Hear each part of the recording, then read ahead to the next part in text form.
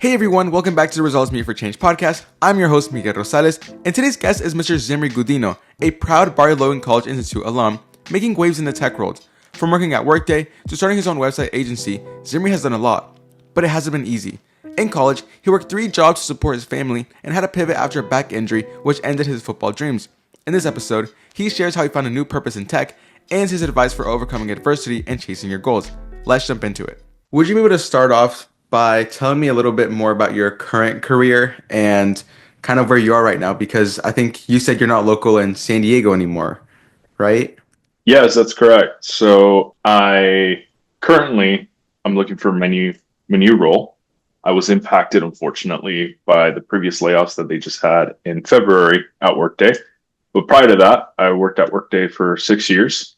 I interned there, and my role was a quality assurance engineer, which pretty much means I tested the application.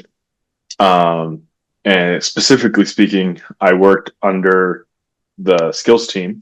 And so while I was in the skills team, our skills at Workday pretty much work all over the Workday platform, whether that is compensation or career mobility, or there's a lot of other things that another good one would be like recruiting, right? We want to see what skills the applicants have. And so with this skills platform that we were working on at Workday, we're able to clean up big companies' skills and make sure that everybody has the same skill. And by that, I mean, there's synonyms of skills, and someone could say that they know Excel or Google Sheets, or at the end of the day, it's all pretty much a very similar skill. And so we try to match that skill into one. And so also worked with translations, and that was also very fun, working with the linguistics team and making sure that customers all over the world are able to use our skills with the Workday platform. So that's a little bit about what I did. Just tested a lot of skills. That's very cool. And so now that we have like an idea of what you're doing now, could you tell me about where you kind of got started? And I think it's very cool that you are a BLCI alum, because my main audience is for students here in Barrio Logan in San Diego. And I want to know a little bit more about your experience at BLCI, kind of your time throughout high school and then leading up to college. Yeah, perfect. So I went to San Diego High International Studies, which is no longer a school, but I mean, San Diego High is still there. And yeah, been part of BLCI since 3rd grade. And I would say that the majority of my success has to do, a big factor is thanks to BLCI, all the way from the tutoring sessions to the opportunities to go visit colleges, them helping you apply to universities. Not only that, I also feel like the support that they give our parents. A lot of our parents don't know anything about college, and our parents being educated in something that they're unfamiliar with, and it could be a very scary territory for them to have their kid move across the country or move across the state. And so things like that, and having the support of the parents, I think it's very valuable, because you're able to create a community where your friends who are in that program, their parents also know each other. And so it creates a really unique community where everybody's going through the same thing, and I really valued BLCI growing up. And yeah, till this day, I go back and I try to do as much as I can. And yeah, that's a little bit about, my experience with BLCI. But high school, I mean, I wasn't the brightest student. I always competed with a lot of people who were way brighter than me. But I had the dedication and played a lot of sports, and when it comes to sports, I'm pretty competitive, and I had to apply my competitiveness in sports into academics after I had a pretty bad back injury playing football. And so I thought that I was going to go to college with a scholarship, playing a football scholarship. That was pretty much my goal, and unfortunately that was taken away. I fractured my lower vertebrae, and doctor pretty much told me if I continue playing football, there's a possibility that I was going to be paralyzed. And that took me into a completely different journey of, all right, it's time to focus on academics and play a different sport. So I started doing swim, and bit by bit, focused on academics, went at BLCI more often, worked with tutors, applied to scholarships, and kind of also told my story, of like, hey, yeah, I was more focused into football before, and now I'm trying to transition into focusing more on school and like work in the IT industry at some point in the future. And that led me to taking my first class in computer science, which was CS50, which is the introduction of computer science at Harvard while I was in high school. And Jose, who used to be the previous CEO worked at BLCI,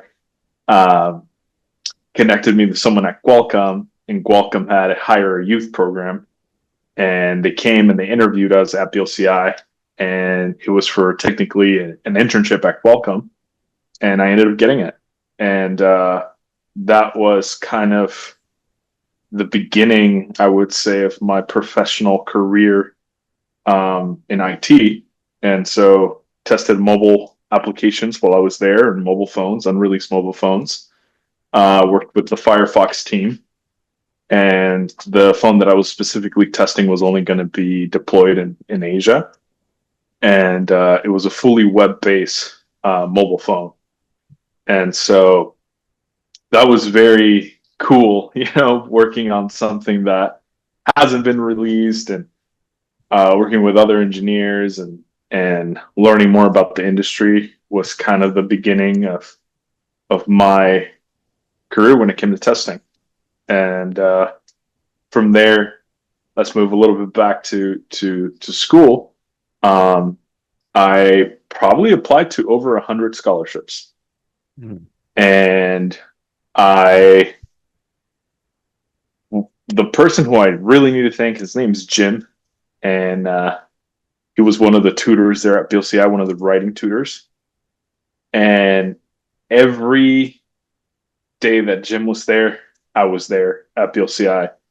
And I don't know how many rough drafts I wrote, but I wrote a lot. I wanted to say probably 50 or so, but Jim says hundreds.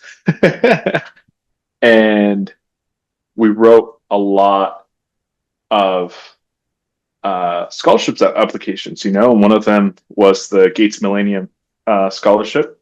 So I was actually a finalist for the Gates Millennium. And I pretty much had a 50-50 chance of getting it. Unfortunately, I didn't get it. But that scholarships have so many essays. I believe it's 8 or 10 essays that you have to write.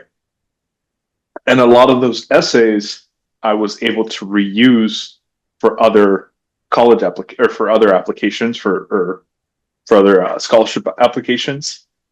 And I just had to tweak a couple things here and there. Jose Cruz also helped me tremendously, and I got them reviewed by at least 6 to 8 other people to give me feedback on my writing. And due to all of that, I think I ended up with like 16 scholarships or so. And by the time that it was time to choose a university,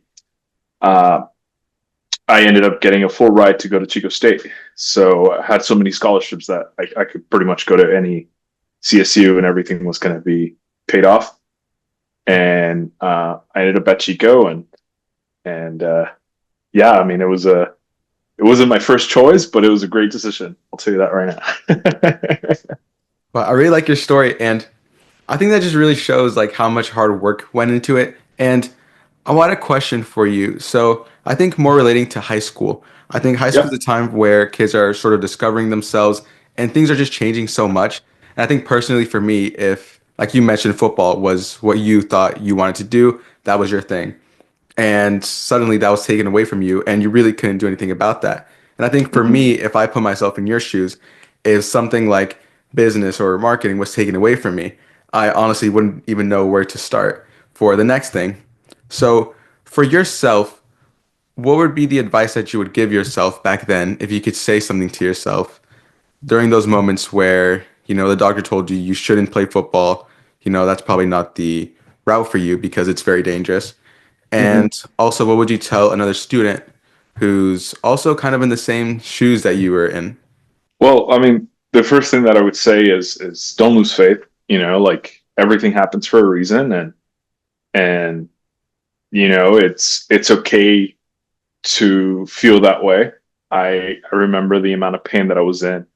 Um, it was some sort of depression for a couple months. Of like, gosh, like really, like out of everyone, like me. But I think a good advice that my football coach always told me was, take care of your books, and your books will take care of you.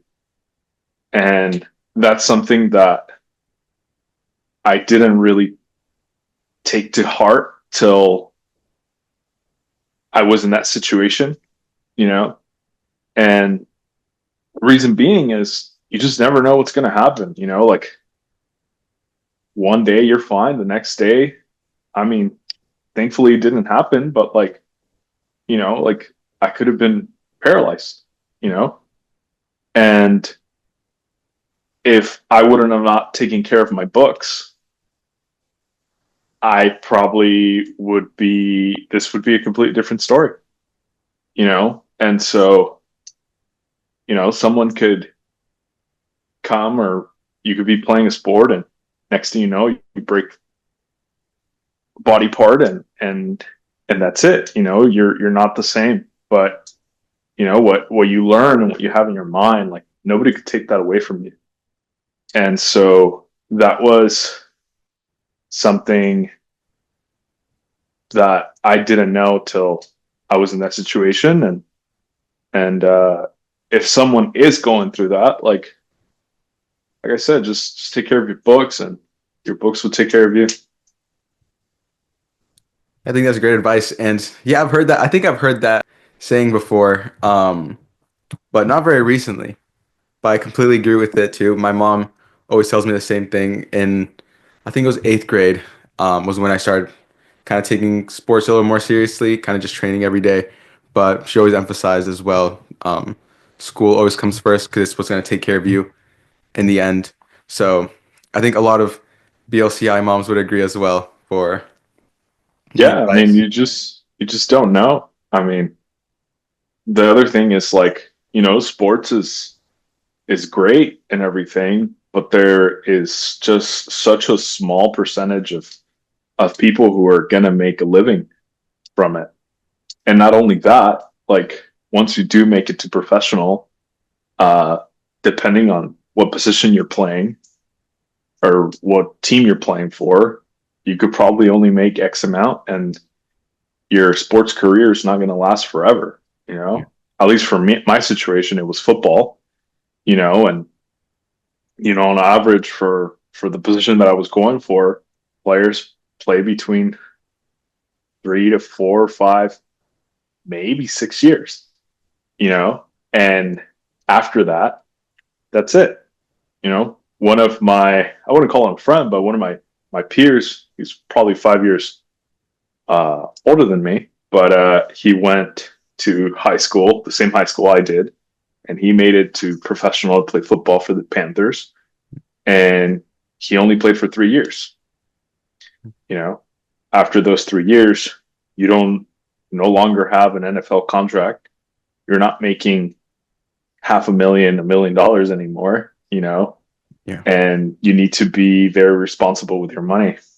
And so, that's a completely different story. But but yeah, I mean, you also have to be the point of where I'm going is that sports are not going to last forever, and the opportunity or the I'm not saying that it's impossible, but the odds are fairly small, and you know, you have better odds if you educate yourself and you at least have that plan B in case your plan A doesn't work out. Yeah. And so now I remember when we met, you had mentioned that when you went to college, you were working while studying. And then also what I found really interesting in you is that you were doing websites for different businesses. And I think I went into onto your website and saw some of the websites that you made um, as well. So could you tell me a little bit about your college experience and kind of what led up to that, and then also into your current job as well? Yeah, yeah. So while I was in college, it was my junior year of college, and I came back to celebrate Christmas with my family, and my dad wasn't feeling well, and it started off as a small blister in my dad's foot, and it turned into a amputation, unfortunately. You know, and my dad's the only one who provided for the family at that point, and I'm the oldest. I have two younger siblings. One was starting high school, and the other one was starting middle school. And my mom has been a stay-at-home mom for all her life, you know, and um, it was a very challenging thing for me and my family, and um, when it happened, you know, we had to kind of figure out like, all right, like, how are we going to pay rent?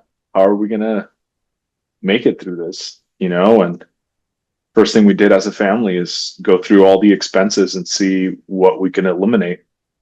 And um, on top of that, of course, for the first time, um, go and try to see if there's any government help or anything that could help us during these difficult times, you know. And thankfully, there were some programs that helped us through this, and but still, I mean, I was able to figure out that like my parents were in debt, and there's a lot of things that had to get paid, and um, you know, like it was definitely a really stressful situation, and I was in college, and I was very close taking the semester off and trying to help my parents, you know. But during that moment, my mom pretty much told me like, you should go back to college, just continue doing what you're doing, and we'll figure it out. And on top of that, I also knew that if I were to go back to school, I would get my scholarship money, you know, and if I took a semester off, I was going to get nothing. So I decided to go back to school. That small amount of money that they gave me for my scholarships my junior year, because the majority of my scholarship money was for my freshman year, and I sent a good amount of that money back home, and I ended up working three jobs. I worked at school in the IT support services, and then I worked in the almond orchards. And my third job, which came out of nowhere, was building websites. And once I figured out that I met up with some friends. I call them friends now. At the time, they were just classmates, and they started their own social media agency, and they were selling packages for seven, 10, $15,000. And for me at the time, that was a lot of money. You know, I was selling websites for 500 to $1,000, and I got my first website client actually from working in the almond orchards. The person who I was working at the almond orchards was also a coworker of mine at IT support services who had a almond orchard and needed some help. So I helped her out with the almond orchards, and while I was there, she had a project of launching a almond butter business, and she asked me if I knew anybody that knew how to build websites, and I said, yeah, like I could do it. At that point, I had never built a website in my life, but I was like, you know what? How complicated can it be? It can't be that complicated. So I asked her what she wanted, and she wanted some sort of WordPress website. I've never built websites with WordPress. Started investigating how to launch a local server on my machine. Started playing around with it, and this was around the time where there's a really famous plugin now. It's called Elementor, but Elementor at the time was barely starting, and I used Elementor, built her site, and the first website that I built her was awful, awful. And of course, she didn't want to be mean or anything, and she was really nice. So she said she really liked it, but I highly doubted it, and I felt horrible because I'm like, you know what, like I cannot be charging for this. This is not good. Like this is not what I want. Yeah. So I learned how to build websites properly, went back to her, told her that I would build her website free of charge again. And that's what I did. And once I did that, she started introducing me to other of her friends. And next thing you know, a lot of professors at Chico, I would tell them pretty much what was going on at home. And then I would tell them that I was building websites. And at that time, a lot of the professors would be like, "Oh, I have a friend who needs a website. Do you mind meeting with them?" And a lot of these professors were connecting me with a lot of people in Chico.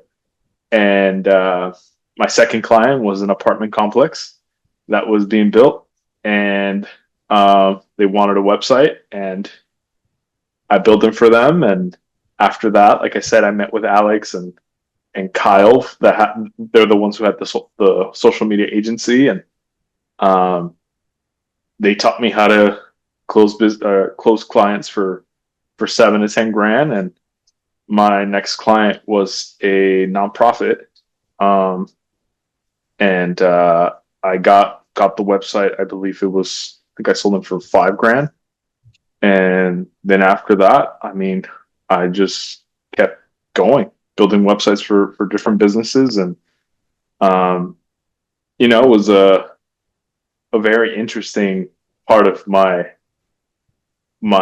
college experience. But I learned a lot. I learned about accounting. I learned about how to not only build websites, but I ended up hiring a team in India and a team in Mexico to help me out with developing these sites. And I learned a lot. Project managing, testing. So there was one specific for this nonprofit. There was a specific form that was getting connected to banks and things like that, and I had to test everything, make sure that everything was working properly.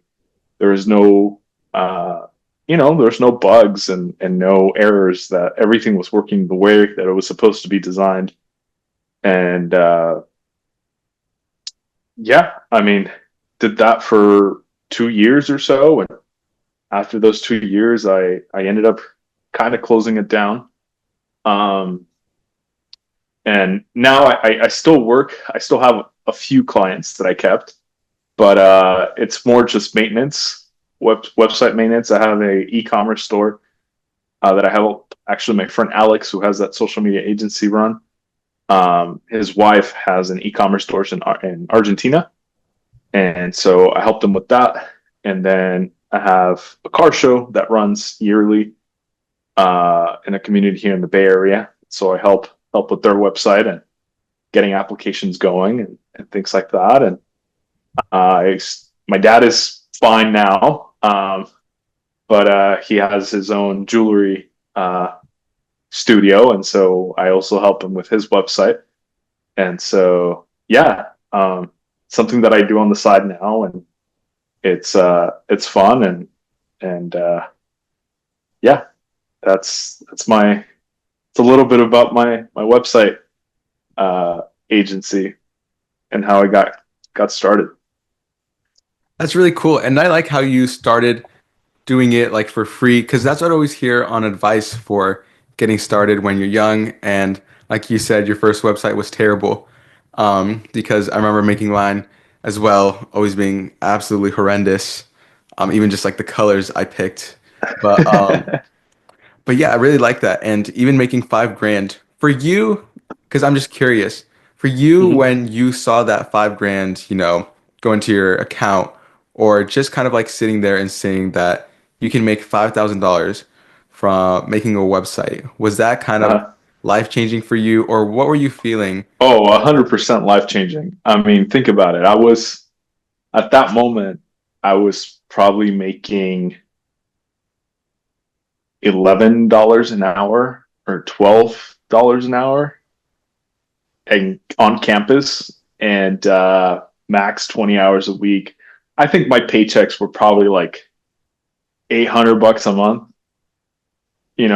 and to have $5,000 hit my bank account at an instance, it was definitely a little life changing. It's like, wait a second here. Like, don't get me wrong, those 5,000s were profit because, which is something that you learn later. Like I hired a team. I had to pay. I had to pay my developers and the people who are helping me, and it also takes a lot of time, especially once you start getting big clients or clients that have a lot of requirements. It's not as easy as it looks, at least in the beginning. Um, and so, yes, in the beginning, I would say it looked like a lot of money, but at the end, after meeting really late at night with the team in India, early in the morning with my team in Mexico, having calls with your clients, writing all the requirements, not only the requirements that you're getting from your clients, but also the requirements that you're writing to the developers in order for them to develop, testing the product, making sure that everything's running smoothly. Uh, on top of that, you're still doing, I still need to do all my expenses. I still need to do all my accounting. Um, it's a lot that goes uh, that goes in, and trying to figure out taxes, how much you're going to pay. Uh, it's I would say it's a really fun learning experience. If I were to do it again, I would definitely focus on just one niche.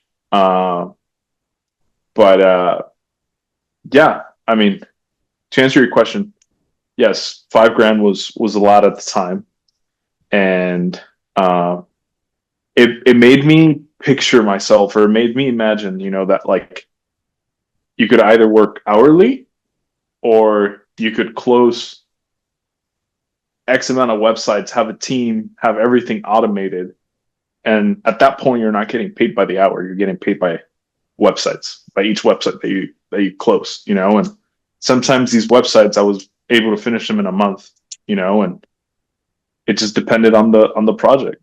But yeah, it was definitely a lot of money. So yeah. So, I mean, during that time, especially managing, teams in India, Mexico, and, having to manage all that. So for you, was that like completely new? You just had to learn to navigate it, or were you looking at videos online, how to manage all that? I don't know, any books, or was it just like throwing yourself headfirst and just getting it done? So I'm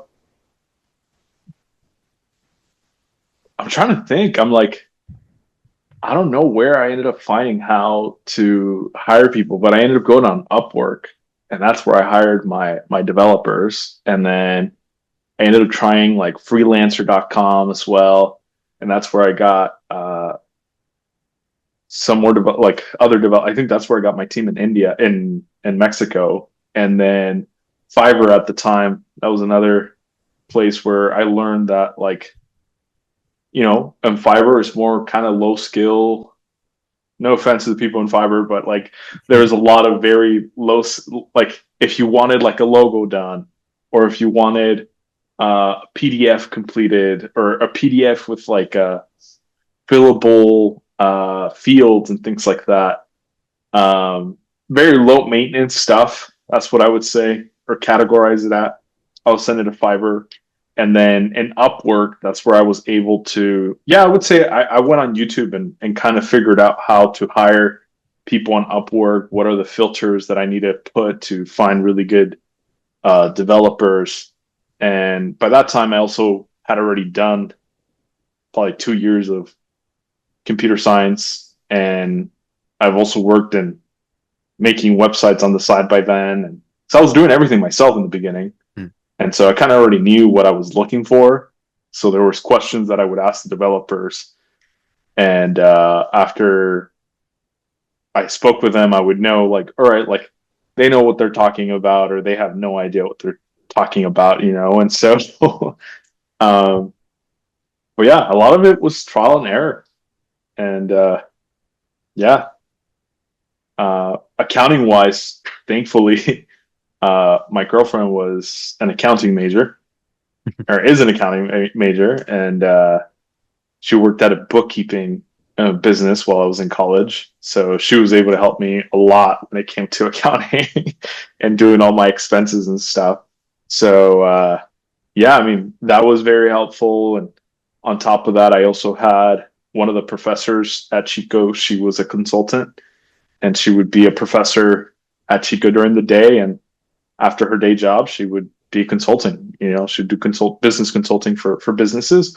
And so she also kind of mentored me and kind of helped me a lot along the way, telling me how to write proposals, telling me kind of like, here's what you have to say, here's what we have to do. And so there's also other people that helped me along the way, I would say.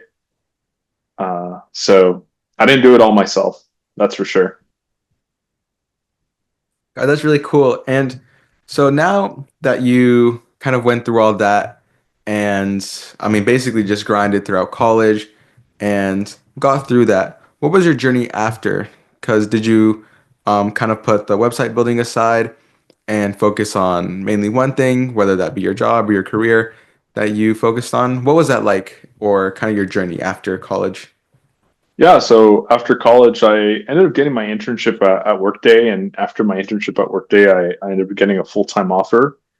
And after getting my full time offer, I kind of knew at that point my dad was more stable.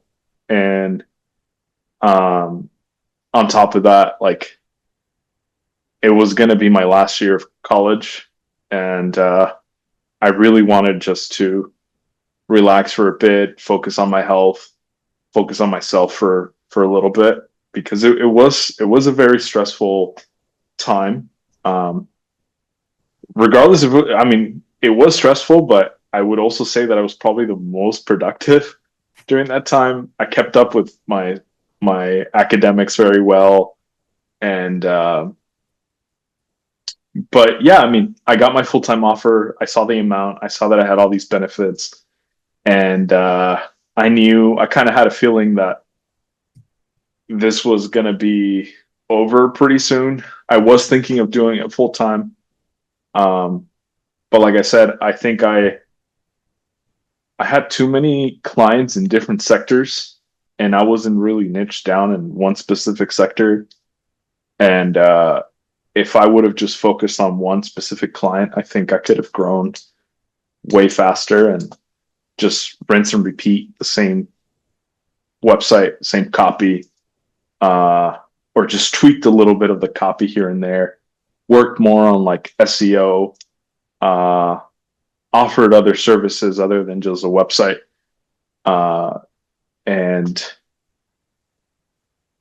there was a lot of things that I could have improved on.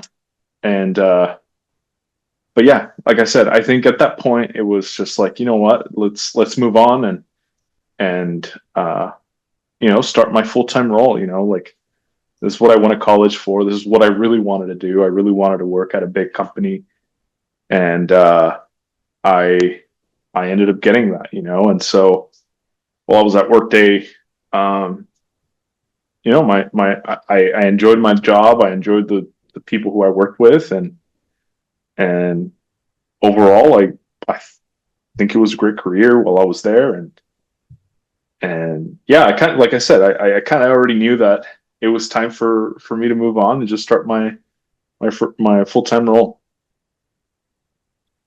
Guys, I think that's really cool. And kind of to close off, if students could take away one piece of advice from your career and your experience, what would you want that to be? I want to let them know that you know, well, let them know that you need to just continue to persevere and be optimistic about the future, even though sometimes things could be not what you expected.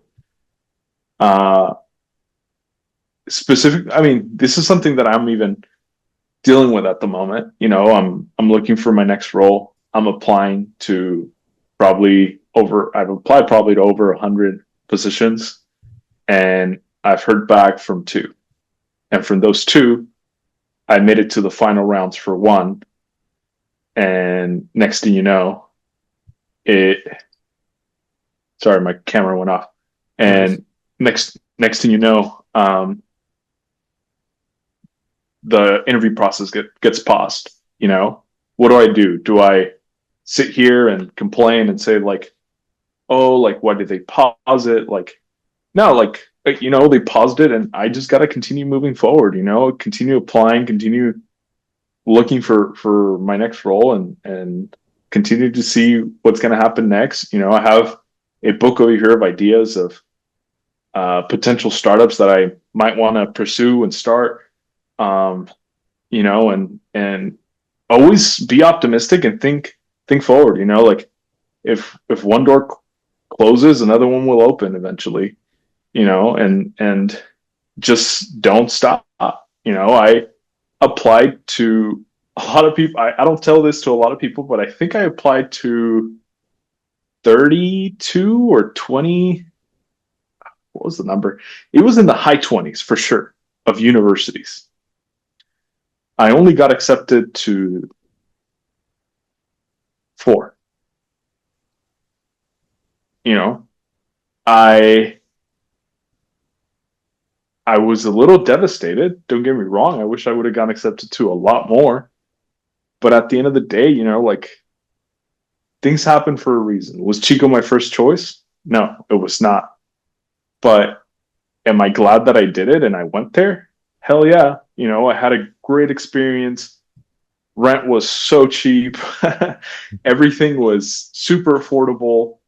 I got to have almost like my student teacher ratio was a 30 to 1, 30 students to one teacher. And all the teachers, all my professors knew me by my first name. And it was just great. Sometimes those opportunities that come by, just take them. You never know what could happen from them. And so that would probably be my advice. So for a student not knowing their specific path or a niche that they want to go to, because I think a lot of students know kind of an idea of what they enjoy doing, kind of their passion, but they don't know the specific niche that they want to go to. What would be your advice to them and the steps that they should take? Talk to any professional or anybody in your network that you know. If it's your teacher, or for me, it was BLCI. So I went up to Jose Cruz, who was the executive director at that time. And so I asked him, like, hey, like, this is what I want to do. Is there any way that you could probably connect me with a professional that knows someone in computer science? And he did. And I got connected with this person, chatted with her, and actually went pretty well. And we ran a small coding boot camp for Círculo de Hombres. So we actually coded Flappy Birds, the famous Flappy Bird game, and we taught the students about loops and how to code, and overall it was a good experience. But yes, reach out to your network. You never know who you're going to find. Even for me, till like today, like majority of my QA job is very manual, and I started seeing a couple years ago that everything was shifting more towards automation. And I went on LinkedIn and I just started messaging people and see if anybody would reply to me, be like, hey, I'm a manual QA at Workday, and like I'm seeing that the industry is shifting more towards automation. I see you're an automator at X company.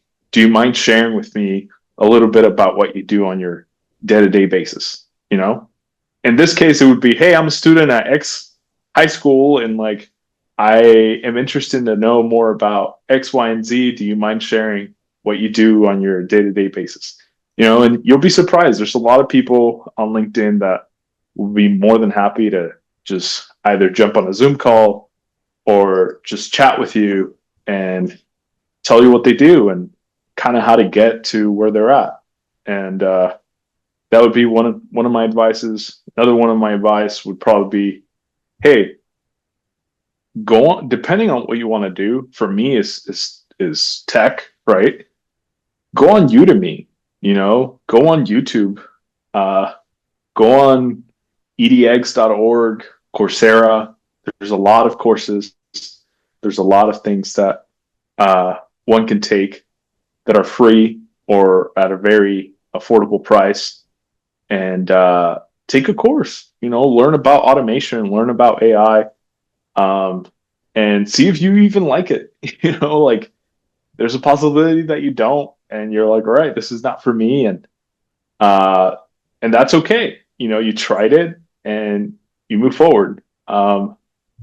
Which is, I mean, I I changed my major 6 times while I was in college.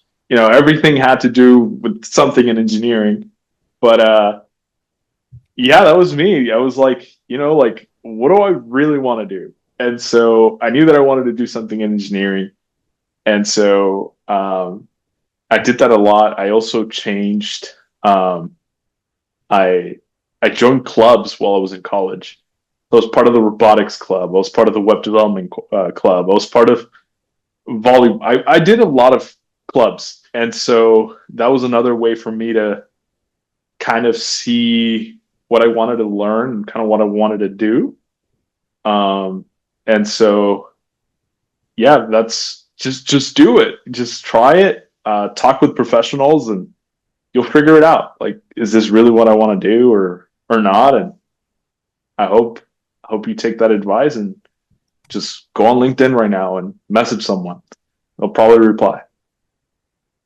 Thank you so much. And I think your advice, which you were just telling me about, I've heard a lot, specifically in a lot of the tech niche, a lot of the AI as well. Because recently I've been kind of more going into that specifically for marketing for different AIs and automations for like email marketing and all that stuff. And a lot of it's also been said just to message people on LinkedIn. Um, and also the courses. I just started a HubSpot one that's one of those free social media marketing just to learn more. So I really like that you're mentioning that because I think that's what's kind of gotten me to learn more and also just gotten me confident in my skills to be able to kind of take steps into what I want to one day pursue. I think that's what most students, if not all, should start doing to really get a grasp of what they want to do. So thank you so much for doing this interview. I learned a ton from today, and I really liked, just knowing about someone who was in the same, shoes as me and all of my other classmates at BLCI. So thank you so much for doing this today. No, you're welcome. Thank you for having me. I appreciate it. Have any questions, let me know. And for anybody listening, you guys want to reach out to me, feel more than free. I'm on LinkedIn, and just look me up, Zimrri Gudino, and I'll be more than happy to connect.